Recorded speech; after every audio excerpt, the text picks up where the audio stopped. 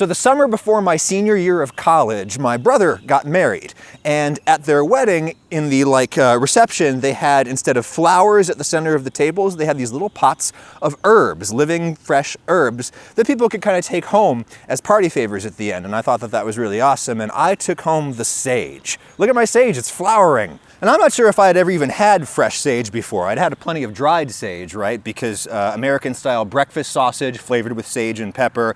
And then Thanksgiving, it's sage and thyme, usually dried. That's sort of the flavor of Thanksgiving holiday stuff here in the United States. But don't think I'd ever had the fresh stuff, and the fresh stuff kind of surprised me. The fresh stuff is just so ridiculously strong. You put 1 or 2 leaves of this in your dish, and it's all you taste. So I think I initially decided that I don't like fresh sage, but I had recently broken up with my girlfriend. I was living alone for the first time in a long time, and I just kind of couldn't be bothered to go and buy other stuff to cook, and so I just cooked with that damn sage plant from my brother's wedding all that summer and into the fall, and I completely fell in love with the stuff. It's now probably my favorite fresh herb.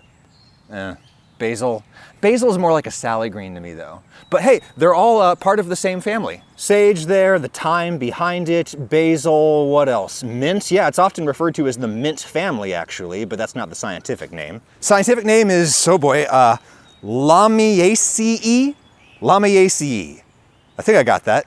So yeah, basil, thyme, rosemary, also all cousins in the same botanical family. And they are characterized, at least for human use, by their strong concentration of these aromatic compounds, generally classified as terpenes, which I know people usually say terpene, but for some reason it comes out of my mouth as terpene. I don't know why. Get over it. It's these terpenes that are responsible for the strong flavors in pretty much all of these plants, and it's a mixture of several that are shared between them, which is why sometimes, you know, basil can remind you of mint a little bit. This is common mint here. Mint and basil share some of their kind of characteristic terpenes or terpenoids, like the menthol one that makes your mouth feel cool. There's a little bit of that in basil too. These are the, you know, essential oils that give us the really characteristic flavor of these herbs, and also gives them their potentially, you know, medicinal qualities, or what people thought of as their medicinal qualities. People assigned all kinds of mystical and medicinal qualities to sage for thousands of years before science disproved most of them, but not all of them. There's absolutely some interesting compounds in sage for medical purposes.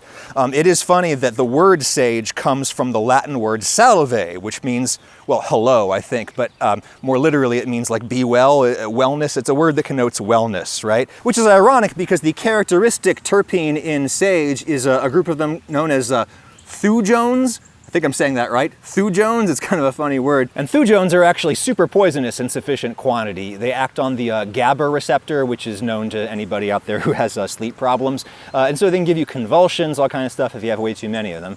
Here, let's actually look at it under the microscope. Oh boy, it's starting to rain. Anyway, thujones are also present in absinthe, the alcoholic beverage that they used to think drove you insane, and they attribute it to the thujones. We now know that probably isn't true, but still a fun story. There is one species of salvia closely related to sage that comes from southern Mexico that absolutely will make you trip balls. That's not an endorsement, by the way, and its legal status is ambiguous in the United States, so forget I said anything.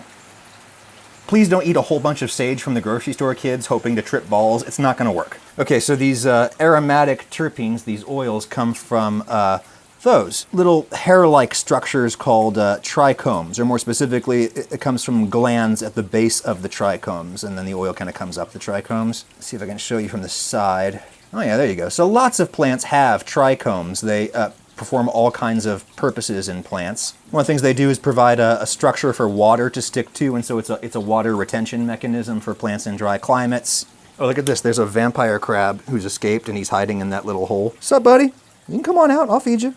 Anyway, another function of trichomes in plants is to function as kind of like hostile architecture, you know, when they build a public park and they don't want anyone sleeping there at night because they don't have anywhere else to go, and so they cover every single like horizontal surface with spikes so that nobody will be able to lie down on there. Kind of similar with trichomes. They just kind of get in the way of bugs and very small creatures that might be trying to eat the plant or harass the plant in some way. And the purpose of these aromatic oils, the thujones and the other terpenes and stuff, is, again, probably multiple, but one of them is to function as kind of a pesticide, right? Or more specifically, mostly probably like as a fungicide. You know, it's a defense against microbial organisms, but also big organisms. I mean, deer hate sage. And so this raises an interesting question. If it's poisonous to all of these other organisms, why is it tasty AF to us? That doesn't make a lot of sense, right? People ask about that every single time I talk about this topic on the internet. For me, I have all these warm summer wedding memories and associations with sage, and that's why sage to me does not seem poisonous at all.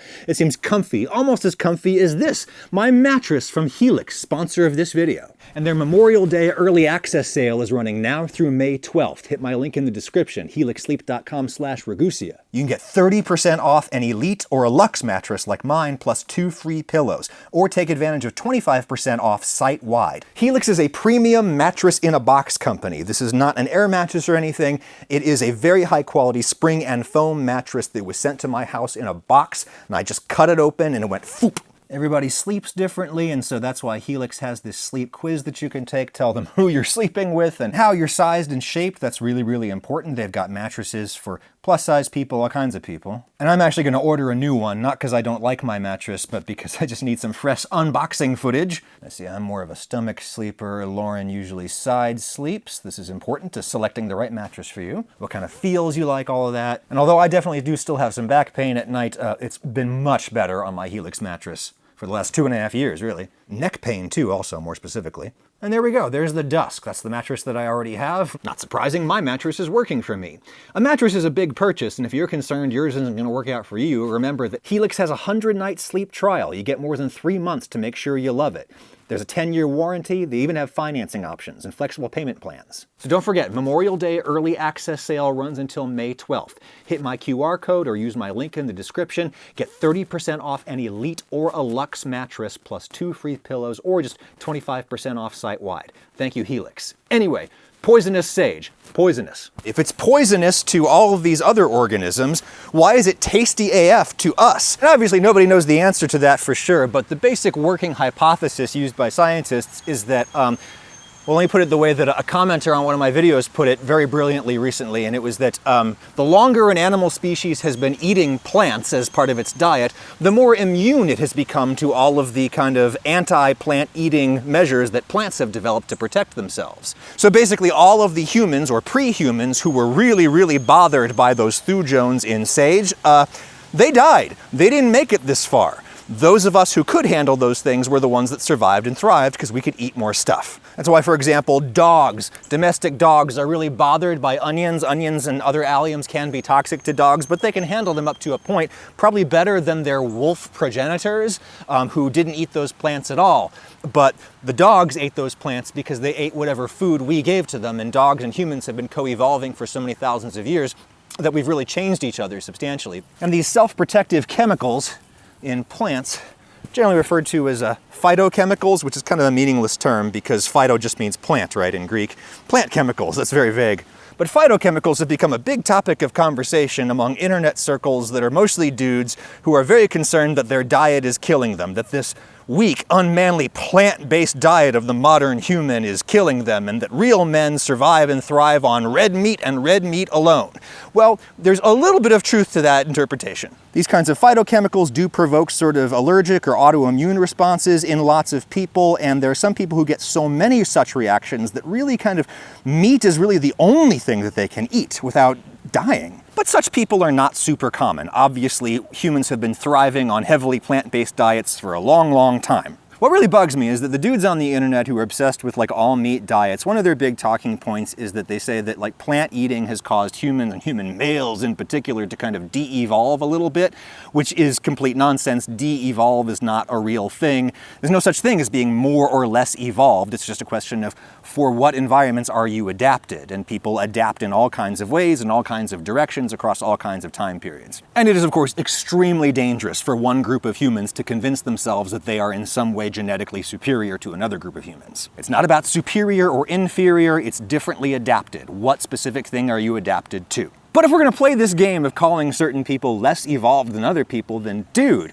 if you can't eat plants without getting horrible autoimmune reactions, then I suppose by your own way of thinking, you are a less evolved human. You are more primitive. You are further back in our evolutionary history, and it really limits your options. It's very difficult to thrive on a diet of just red meat. Well, you can do it now with modern supplements to keep from getting scurvy and stuff. Anyway, dude on the internet, by your logic, not mine, you are a less less evolved human. Think about that for a little bit, huh? The rest of us are quite happy that we have become adapted to plant eating. It makes all kinds of delicious things available to us that can nurture us, give us all kinds of tasty things to eat, and even protect us from some things. Yeah, there's antifungal properties of sage, for example. I wonder actually if that's part of the reason why thousands of years people have had this idea that sage will ward off evil spirits or can, make a sickness go away. Like, were people able to tell on some level that sage was good for people but bad for other things? I mean, that's literally true, and I think maybe people just picked up on that, and there you get this idea that sage can be used to ward off evil. It kind of can, I guess.